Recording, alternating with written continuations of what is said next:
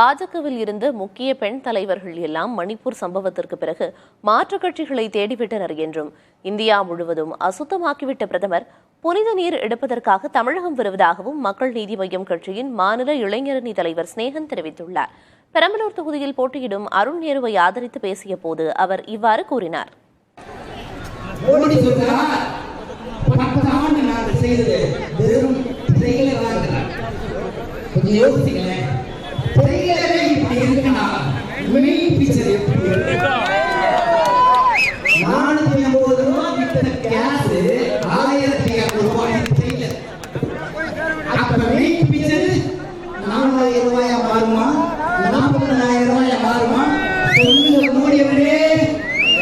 எதுக்கு